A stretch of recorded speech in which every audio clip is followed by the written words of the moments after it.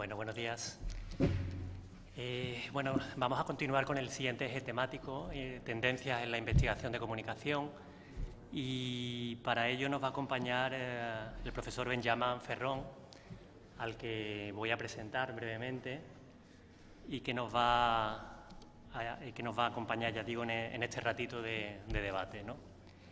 Bueno, Benjamin Ferrón es doctor en Ciencias Políticas por la Universidad de Rennes, en Francia, profesor asociado al Departamento de Comunicación Política y Pública de la Universidad de París-Este, la UPEC, en la que desarrolla un programa que se denomina Medios Internacionales, Acción Política y Tecnología de la Comunicación. Básicamente, el profesor Ferrón, en sus investigaciones, se focalizan sobre la contribución de los medios de comunicación y del activismo político en la construcción de problemas públicos. En esta línea de comunicación, en esta línea de investigación, ha trabajado y trabaja sobre medios alternativos locales y nacionales en Francia, así como estudiando estrategias mediáticas de redes activistas transnacionales como el Movimiento Zapatista en Chiapas o las plataformas activistas contra la ocupación israelí en territorios palestinos. Hoy nos va a acompañar, como decía, y nos va a hablar de la sociología política de la comunicación para el cambio social, pistas para un cambio de enfoque. Sin más, y agradeciéndole su presencia, les dejo con el profesor Benjamin Ferrón. Vale, gracias para esta presentación. ¿Sí me escuchan bien? Bueno, buenos días y antes que todo, muchas gracias para invitarme a esta conferencia y para la organización. Gracias a Víctor y a todo el equipo de la Universidad de Cádiz. Le voy a presentar de manera oral un artículo que se publicó en el último número de Commons. El español no es mi idioma maternal, entonces voy un poco como la compañera de antes presentar y leer un poco mi papel, pero me gustaría más que todo que esta presentación sea una ocasión de discutir con ustedes, que sean académicos o actores de la comunicación para el cambio social, acerca de las propuestas teóricas y metodológicas que les voy a presentar ahora con un enfoque crítico. Bueno, las investigaciones académicas sobre la comunicación mediática de los movimientos sociales inician en los años 1970 y benefician desde 20 años de un dinamismo sin precedente. Este dinamismo se manifiesta no solo en el análisis del tratamiento periodístico de las protestas colectivas y de sus efectos en las organizaciones militantes, sino también en el estudio de las estrategias desplegadas por grupos de interés con el fin de construir sus propias redes autónomas de información y de comunicación.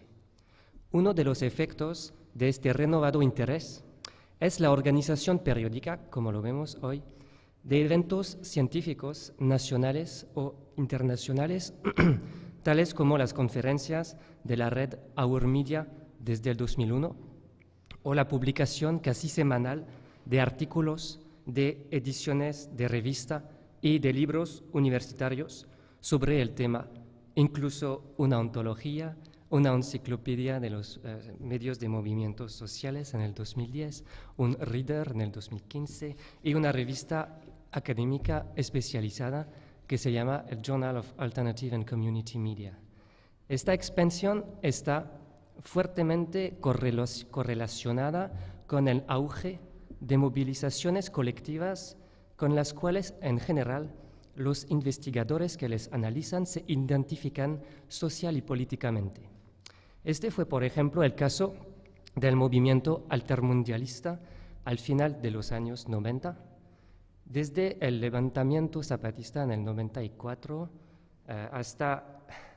y la batalla de Seattle en el 99, el movimiento para una justicia global contribuyó a politizar la cuestión de la democratización de los espacios públicos mediáticos.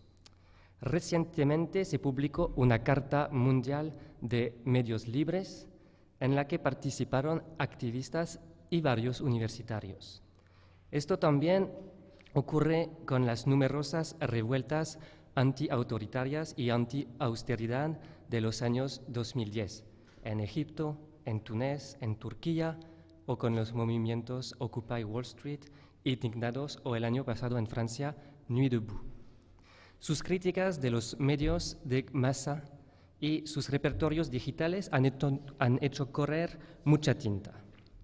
Es posible entonces afirmar que estos movimientos de protesta acompañaron la emergencia de un campo. He escuchado mucho la palabra el concepto de campo desde ayer, pero sin definición. Y lo que quiero hacer hoy es dar una definición y una conceptualización teórica de lo que es un campo, porque es un concepto en sociología que tiene un sentido muy preciso. Y podemos llamar, en el caso de la comunicación para el cambio social, de un campo de producción cultural especializado en el sentido del sociólogo francés Pierre Bourdieu. Este campo reúne actores y observadores de estos procesos y en el cual muchos se identifican a sí mismos como miembros de la corriente de la comunicación para el cambio social. Nuestra hipótesis, porque este artículo, no le he dicho, ha sido escrito con mi colega Erika Guevara, con quien estoy trabajando desde un año sobre un proyecto de investigación sociológico y que trabajó sobre las radios comunitarias en Colombia. Bueno, nuestra hipótesis con Erika es que el campo de la comunicación para el cambio social funciona sociológicamente como un espacio de producción de bienes simbólicos, categorías de percepción y clasificación, modelos de análisis teórico, tablas de evaluaciones, etcétera, que contribuyen no solamente a la inteligencia social, sino a la legitimación de prácticas y representaciones heterodoxas de la comunicación mediática. Ahora bien, este subespacio de relaciones es poco autónomo, en el sentido de que su funcionamiento es dependiente de instituciones exteriores, político-administrativas, académicas, mediáticas, grupos de interés, etc., en términos de recursos, de personal o de legitimidad. Dentro de este universo semidiferenciado, los empresarios de la comunicación para el cambio social destacan estrategias de conservación o de transformación del campo que implican la movilización de una mezcla compleja de recursos o formas de capital, en la terminología de Bourdieu, extraídas de campos más establecidos. Esto lleva a un juego de equilibristas entre principios de legitimidad a veces poco compatibles. La hipótesis según la cual los medios alternativos y comunitarios, entre comillas, y sus defensores ocupan un espacio de acción poco autónomo cuyos principios de base, tales como las reglas de conducta legítimas, están poco institucionalizados, nos parece explicar por qué la identidad de estos medios es debatida sin cesar. Esta comunicación propone entonces una reflexión crítica sobre las tensiones internas que se pueden encontrar en este campo, así como algunas formas de superarlas.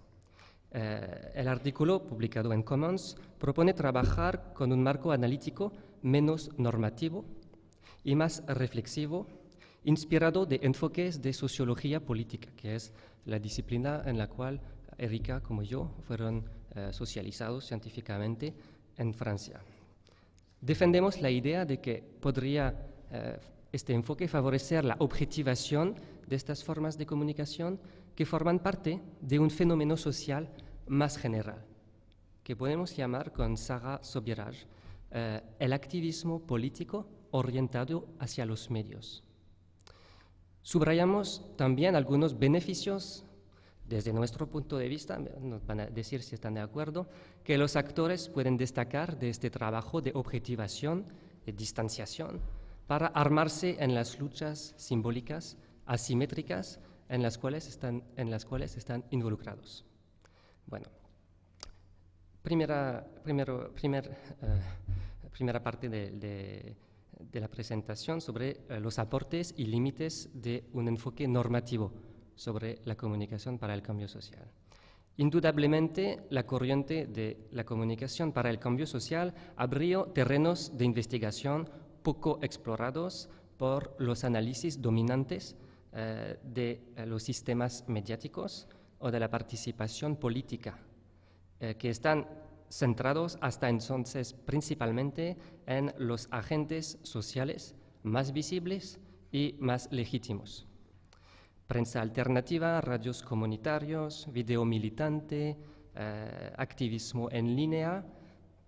Estos trabajos empíricos dieron a conocer una cantidad impresionante de experiencias y de organizaciones militantes que consideran a los medios de información y de comunicación como herramienta clave de lucha para sensibilizar y dar sentido a movilizaciones colectivas, crear identidades y espacios comunes de interacción. La comunicación para el cambio social también cuestionó y replanteó teóricamente la concepción vertical y neocolonial de la comunicación, inspirada en teorías y técnicas de modernización de la comunicación para el desarrollo. Varios colegas hablaron de esto en los últimos días.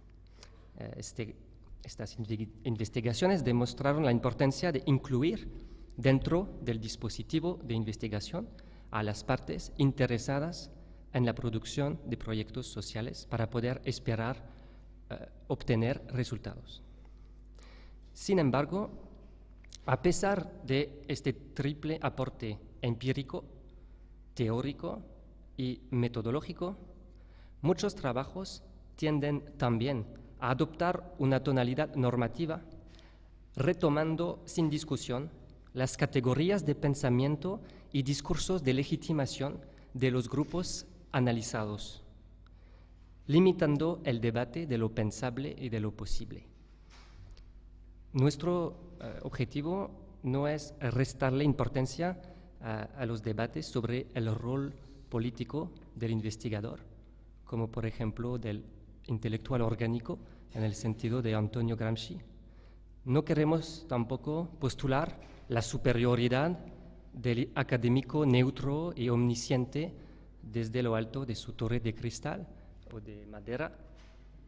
Pero esta situación, como sociólogos, nos parece plantear una serie de problemas epistemológicos y metodológicos en el estudio de este objeto específico. Por muy clásico que sea este requerimiento en sociología, como lo mostró Bourdieu, por ejemplo, en su libro El oficio de sociólogo, tomar distancia con el objeto del estudio se vuelve indispensable, tanto para profundizar el conocimiento científico de la comunicación alternativa y comunitaria en relación con la sociología del activismo, la sociología del periodismo, la sociología de la construcción de los problemas públicos, como para poder identificar soluciones colectivas y duraderas a problemas sociales y políticos, fundándose en un conocimiento realista de las relaciones de fuerza en juego. Desilusionarse, como decía Max Weber. Estas problemáticas se vuelven aún más difíciles de formular porque toda discusión científica sobre los presupuestos normativos que sustentan el mundo de la comunicación para el cambio social, donde la figura del intelectual de movimiento beneficia de un aura positivo, se expone inmediatamente a ser tachada de ser conservadora o por lo menos ortodoxa. Como lo escribe un sociólogo francés que aquí me gusta mucho, Daniel Gaxi, es una cita: los universos militantes son oficialmente desinteresados y censuran la existencia de intereses propios distintos del compromiso a la causa de la acción colectiva. Entonces, más que críticas rotundas y soluciones definitivas, la comunicación pretende plantear algunas preguntas provocadoras. Después de muchas palabras, voy a poder empezar a hacer estas preguntas. Para contribuir al debate, sobre las confusiones que se pueden presentar entre el papel de investigador y el del actor en el área de la investigación sobre comunicación alternativa y comunitaria en general. No tratamos de decir que un investigador debe dejar de ser militante o ciudadano, ni dejar de hacer estudios de tipo investigación-acción. Afirmamos más bien que tomar una postura crítica con respecto a sus propias prácticas, analizando su propio rol en dichas dinámicas, le permitiera ir mucho más allá en la comprensión del activismo orientado hacia los medios y enfocar de manera renovada los problemas que encuentra en sus propias luchas. Bueno, ¿cuáles son las preguntas que se pueden hacer en este enfoque crítico? Una pregunta podría ser, por ejemplo, ¿en qué medida un eslogan militante como dar voz a los sin voces o otra comunicación es posible puede tomarse como hipótesis de investigación? Otra pregunta, ¿se puede empezar un estudio sin diferenciar claramente un problema social, como por ejemplo el control autoritario o mercantil de los medios de masa o la democratización del espacio público mediático y una problemática científica? ¿Hasta qué punto se puede retomar las categorías usadas por los actores, alternativo, empoderamiento, etcétera, y convertirla en conceptos analíticos sin caer en un círculo metodológico que lleva a encontrar al final de la investigación únicamente los resultados contenidos en las preguntas iniciales?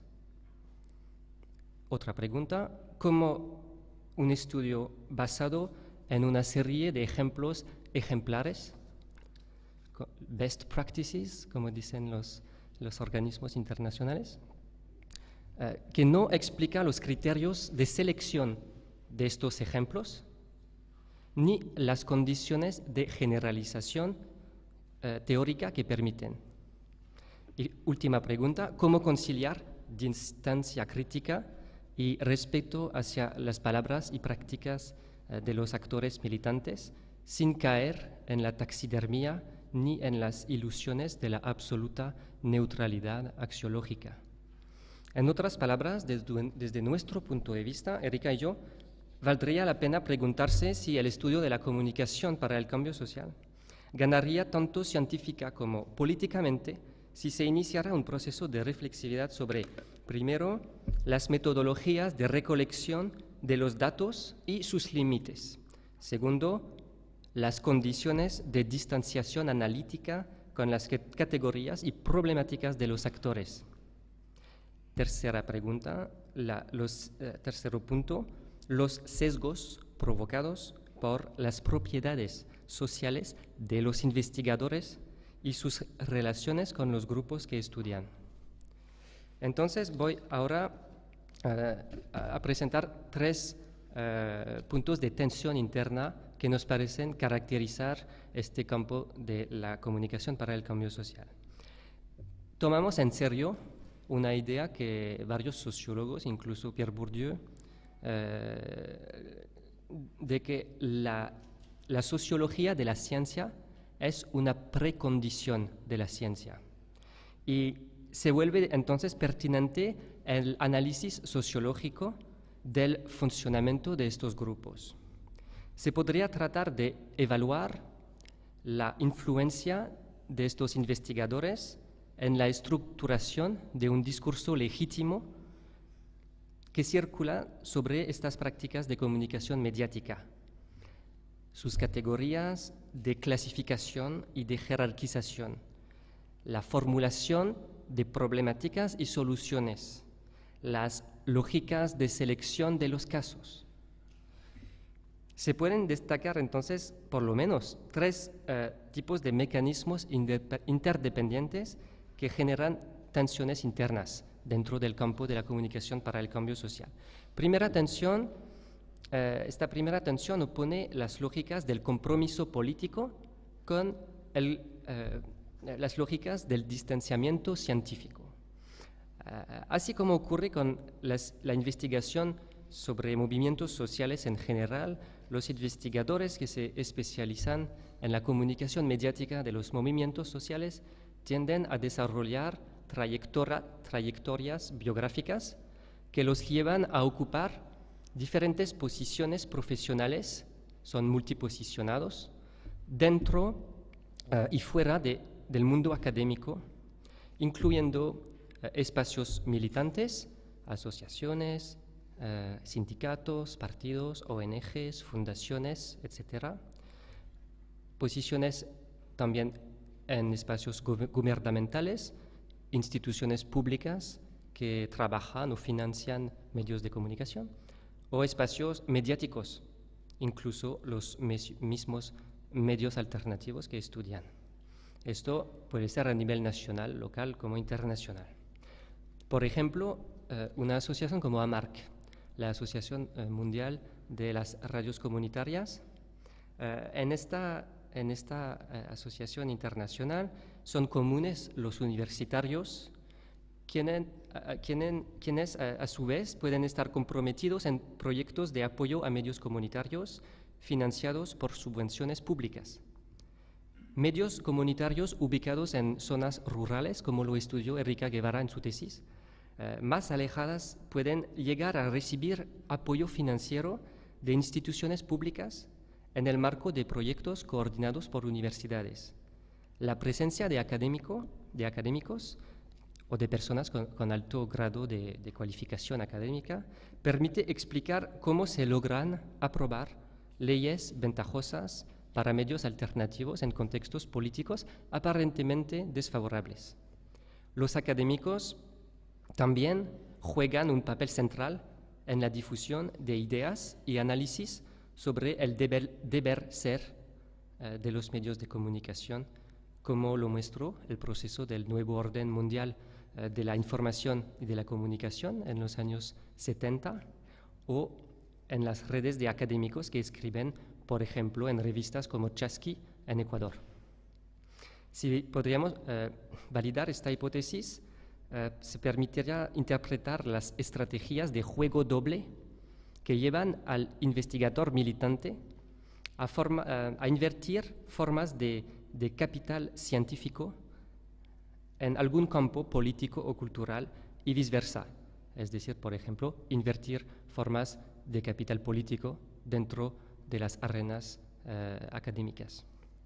Permite también interrogarse sobre la tendencia de muchos actores, especialmente de los que tienen más recursos culturales y económicos, a iniciar carreras transnacionales dentro de estas redes de actores como una estrategia para sortear las limitaciones que encuentran en su espacio profesional de referencia a nivel nacional. Es lo que podemos llamar, con una colega socióloga, la acumulación herética de capital internacional. Segunda tensión, la tensión entre especialización y generalización.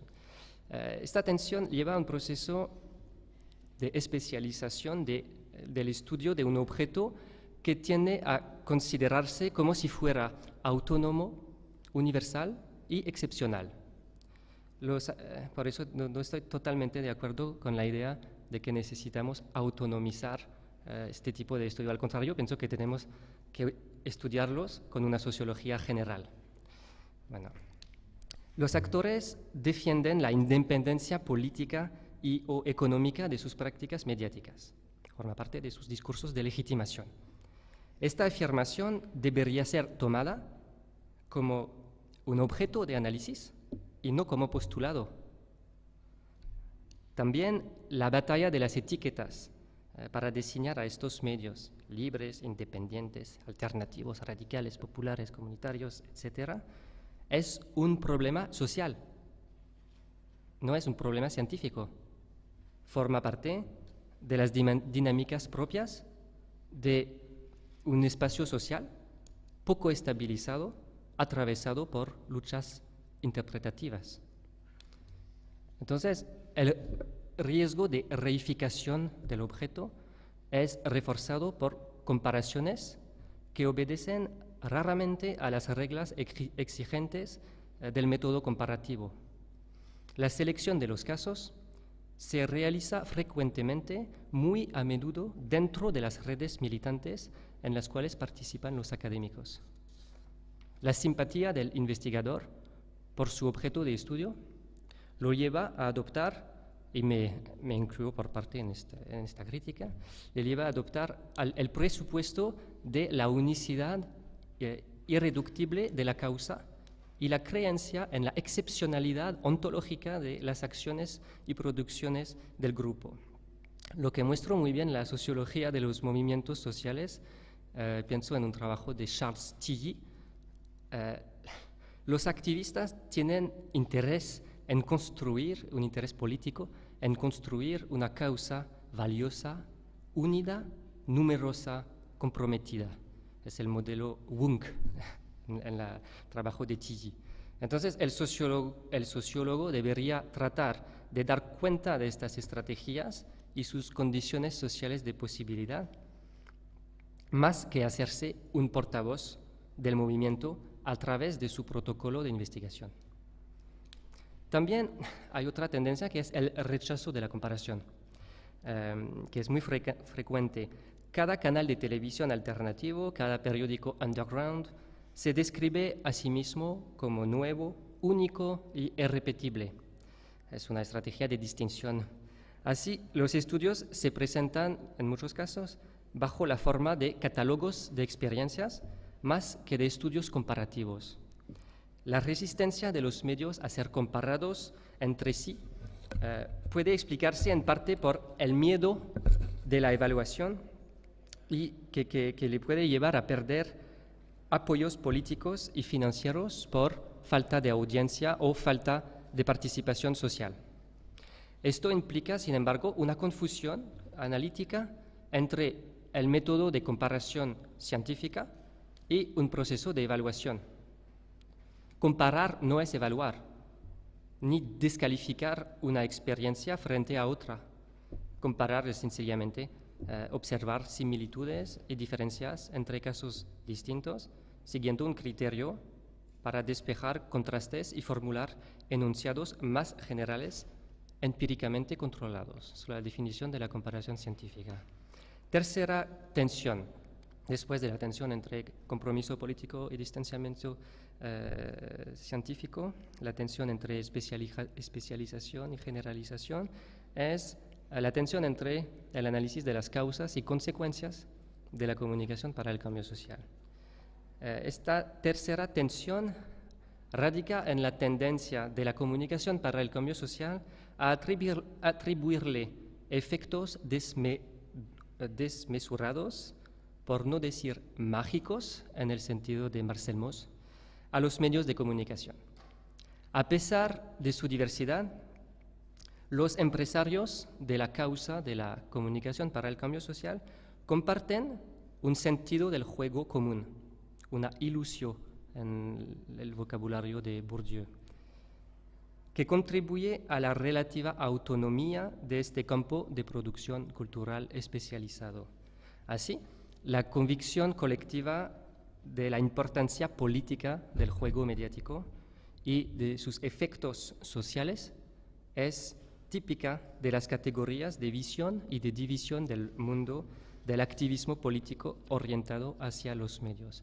Les aconsejo la lectura del libro de Sarah Sobieraj que se llama Sound Bitten, The Perils of Media-Centered Political Activism, que ha sido publicado en el 2011 en la Universidad de Nueva York y que muestra cómo funciona esta creencia en los efectos de los medios dentro de 50 ONGs estadounidenses y más que todo los efectos muy negativos que tiene esta creencia en la organización interna de los grupos.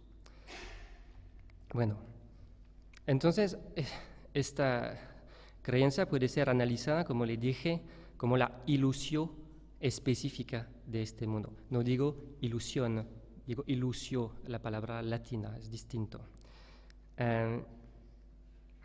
Esta ilusión es reforzada por una competencia interna, por el monopolio de un discurso analítico y programático legítimo sobre la comunicación alternativa y comunitaria. Sin embargo, esto obedece a presupuestos altamente mediocentristas, según los cuales, primero, la comunicación mediática produce cambios sociales y, segundo, la comunicación alternativa produce cambios sociales positivos. Este postulado inicial le cierra la puerta a problemáticas distintas o incluso inversas. ¿Qué tanto efecto tiene la comunicación alternativa en la movilización colectiva? ¿Es la movilización colectiva una precondición para que nazcan procesos de comunicación alternativa? ¿Cuáles son los costos de las estrategias mediáticas alternativas? ¿Pueden producir efectos de conservación del orden social al ser el sistema capitalista muy propenso a reciclar la protesta social para su propio interés?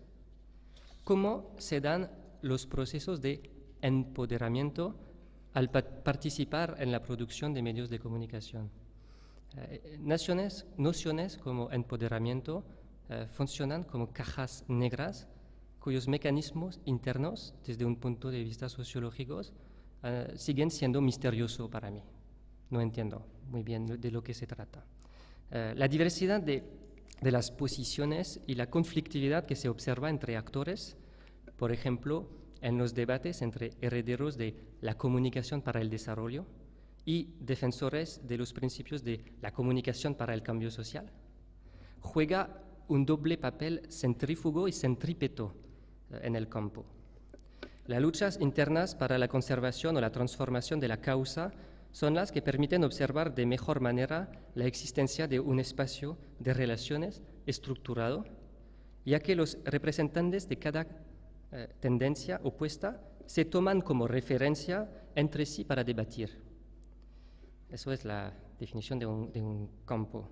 Estas luchas contribuyen a importar y a retraducir en las lógicas y el lenguaje propio del campo principios de visión y de división del mundo que resultan de sus relaciones heterónomas con otros campos. Así, por ejemplo, la oposición fundamental entre mainstream media y alternative media se presenta como la traducción interna de una oposición social y políticamente construida entre las élites arriba y el pueblo abajo.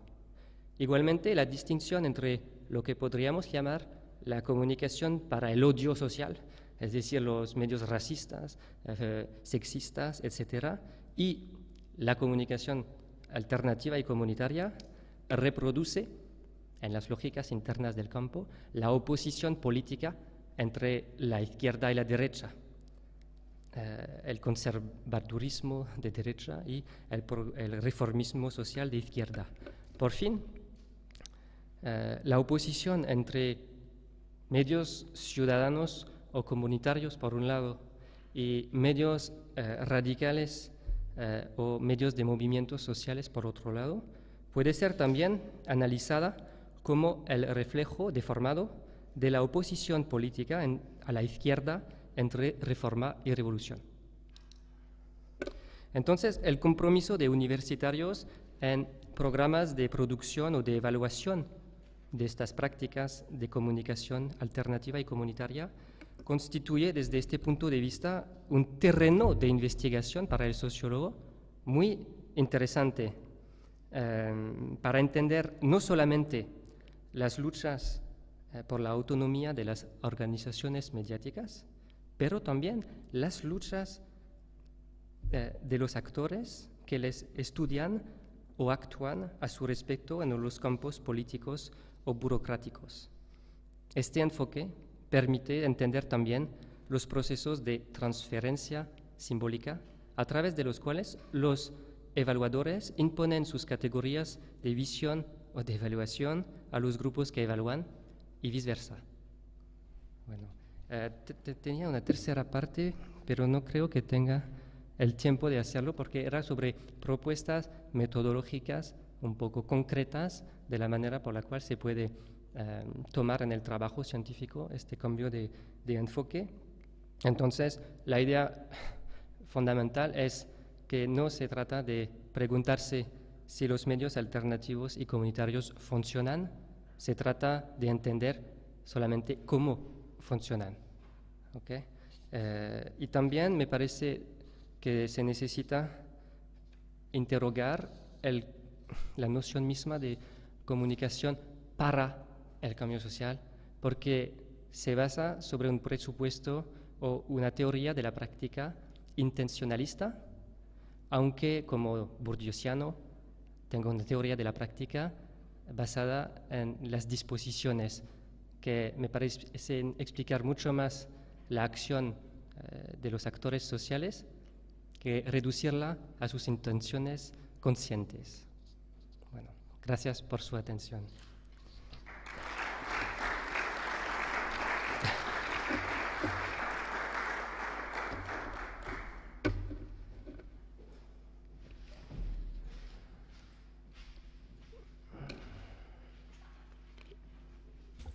Muy bien, pues muchas gracias. Si hay alguna cuestión, alguna reflexión, alguna pregunta de este nuevo enfoque de investigación, yo creo que el profesor Benjamin ha hablado de muchas cosas y muy interesantes, y creo que cabe un espacio de reflexión en este momento al que seguro va a colaborar Florencia. Gracias Benjamín. Un comentario nomás. Pensaba, durante 6 años fui Vice Chair de la Participatory Communication Research Section de IMCR, y cada año una tarea horrible que tuve que enfrentar fue el problema de cómo dividimos qué es Participatory Communication Research y qué es Community Communication, que es otra sección que existe en IMCR. Y la verdad que en ese momento del año, cuando te llegan 90 abstracts y tenés que resolver la cuestión pragmática, te olvidás de la sociología. Y esto que dijiste hace un momento acerca de la competencia interna por el monopolio de un discurso analítico es precisamente eso que pasa en IMCR, cuando todos los años se debate de manera estúpida qué le pertenece a quién, como si ese fuera nuestro trabajo. Entonces me hice un apunte para mí misma acá que dice, es la sociología estúpida. Eso explica gran parte de las tensiones entre esas dos secciones en IMCR. Gracias. Bueno, qué bueno que te puso como palabras sobre un sistema que todos hemos experimentado, y pienso que es una de las grandes ventajas de la sociología crítica, es que permite también objetivar y alejarse de las categorías institucionales impuestas, que a veces llevan en el mundo académico a tomar nociones o problemas sociales como conceptos o problemáticas científicas. Aunque me parece que el proceso de especialización de muchas disciplinas y subdisciplinas y subdisciplinas tiene más que ver con la transformación del mundo universitario, es decir, la aumentación del número de académicos, que lleva a una división de trabajo académico más y más preciso, y que lleva a la creación de conceptos o problemáticas o objetos de especialidad que no se relacionan con problemáticas de ciencias sociales más generales. Aunque yo como sociólogo puedo trabajar con sociólogos de la literatura, del cine, de no sé qué, de la economía social y solidaria, o de muchos otros campos sociales, porque las lógicas o las leyes sociales que estamos buscando y observando se observan en otros campos sociales. Entonces, las leyes que se observan en el campo de la comunicación alternativa y comunitaria no son excepcionales, me parece. Aunque tienen sus especificidades, obviamente.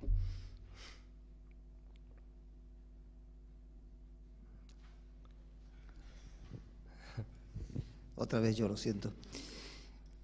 A lo mejor para que escuches algo que ya dije ayer, pero que para que me saque de duda, ¿no? Porque te he escuchado diferentes posicionamientos acerca de lo que es o no es cambio social. Y yo hice ayer comentarios críticos a partir de la historia de esto que hemos llamado cambio social y de dónde surge, ¿no? Y que surge con este amparo de la Rockefeller, etcétera, que poco a poco se ha ido transformando hasta crear esta ilusión en el que se piensa que el cambio social siempre va a ser positivo. Pero ¿qué define lo positivo? ¿Qué definimos como cambio social? Es decir, yo creo que no tenemos una definición que pueda ser, porque los cambios son múltiples y muchas veces no estamos de acuerdo. Yo en mis viajes observo muchos activistas que hablan del cambio social y están apoyando el no a la paz en Colombia. No lo entiendo. Entonces, ¿no hablamos del mismo cambio social? Yo pensaba que sí. Conozco activistas que, alabando las nuevas democracias latinoamericanas, al mismo tiempo se oponen y las dinamitan cada vez que pueden, ¿no? Conozco activistas del cambio social que incluso llegan a apoyar a Macri. Entonces, no le voy a poner nombre y apellido, ¿no? Algunos conocemos, pero esto es muy contradictorio.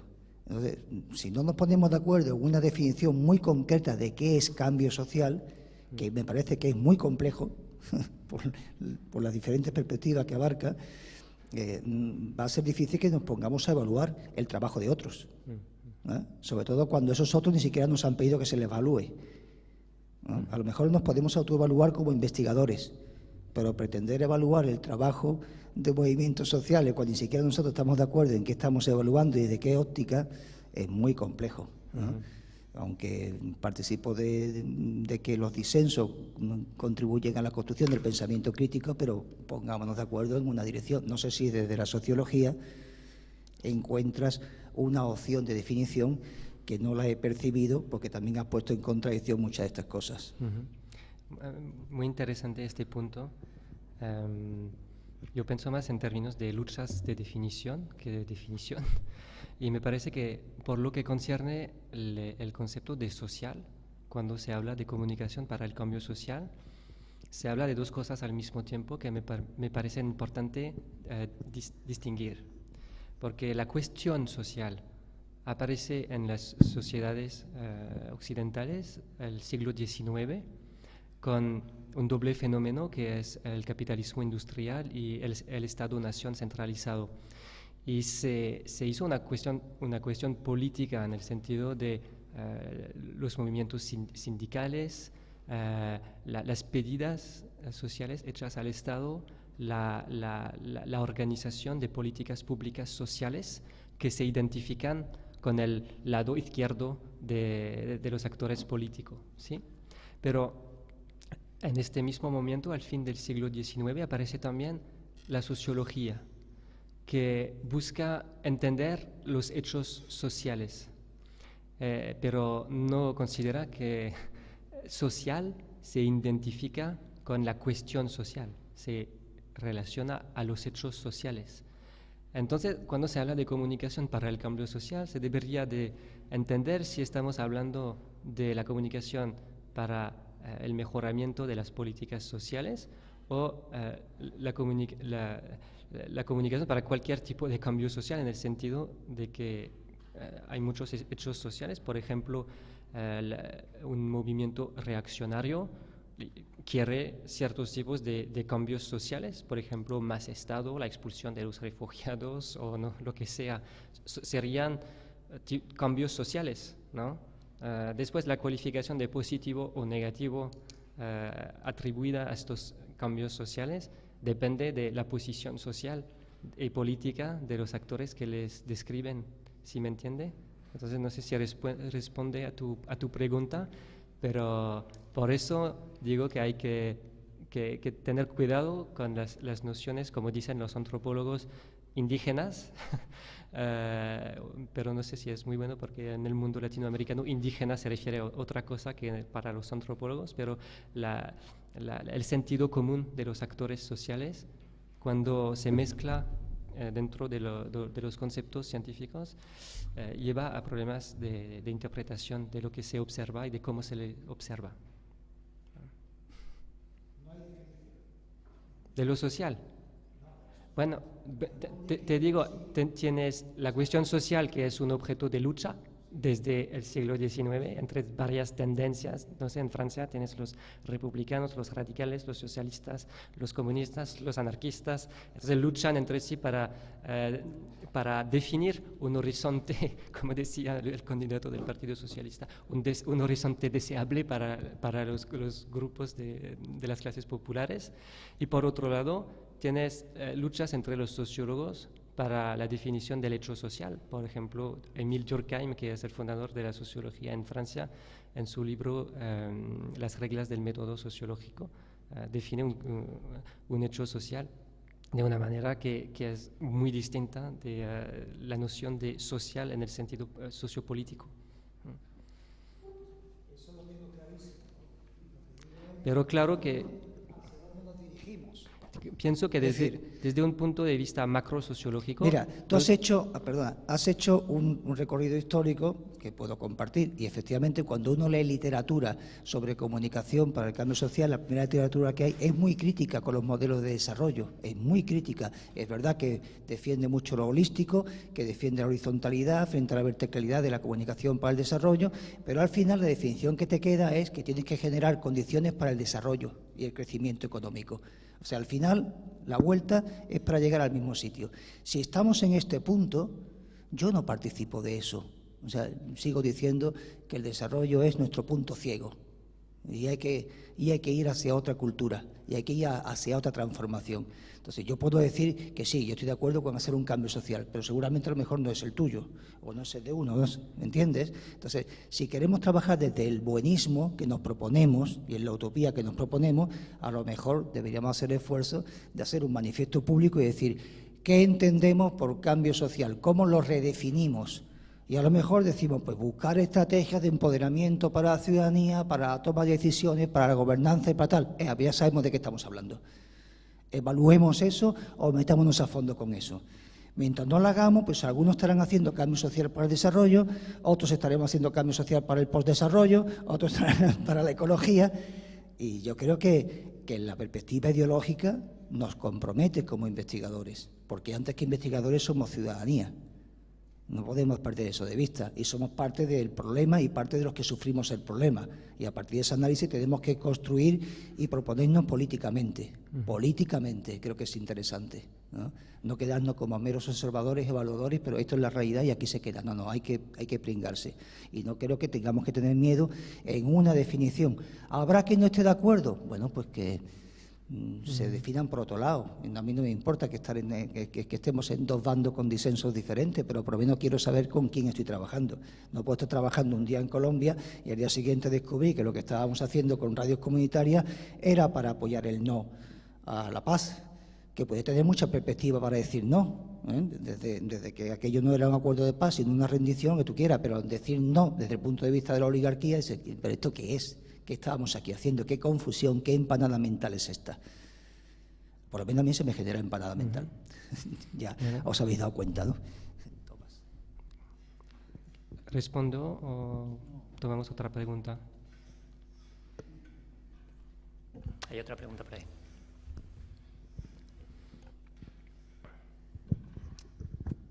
Bueno, gracias. Gracias, Benjamín, por una muy buena presentación que nos hace pensar más. Yo creo que la sociología crítica, reflexiva, sí nos hace pensar, son preguntas muy importantes que levantas. Lo que te pregunto, bueno, por un lado es ¿cuál es el campo a la cual tú te refieres? O sea, cuando hablamos, porque yo creo que este campo nos venimos buscándolo, definiéndolo, redefiniéndolo hace mucho, ¿no? Entonces quería saber un poco más sobre, cuando hablas de un campo específico de la comunicación para el cambio social, ¿a quién te refieres o a qué campo te refieres? Y la pregunta que tú hiciste ayer para Florencia, si me permites repetirlo para ti, lo de la... Si tenemos estos principios y seguimos estos principios, ¿cuál sería una investigación perfecta? Gracias. Me gusta mucho la ironía. Bueno, cuestión muy interesante sobre ¿A qué tipo de campo nos estamos refiriendo con el campo de la comunicación para el cambio social? Para responder a esto, tuve que hacer un análisis comparativo acerca de otros estudios de campos para observar a qué tipo de campo de producción cultural específico tenemos aquí. Y el artículo que me pareció más cercano al campo de la comunicación social es un artículo de Medved que estudió los think tanks. Perdóname para la comparación, pero no es una comparación política, sino sociológica. Los think tanks estadounidenses que estudió como un campo débil, como dice, faible, champ faible en francés. Es decir, un campo que se caracteriza por un bajo grado de autonomía y donde las estrategias de los actores de inversión dentro del campo lleva por un lado a la acumulación y la circulación de un capital específico, es decir, que para ser un experto legítimo desde el punto de vista del gobierno, hay que acumular cierto tipo de capitales, capital académico, capital mediático, capital social, si me entiende.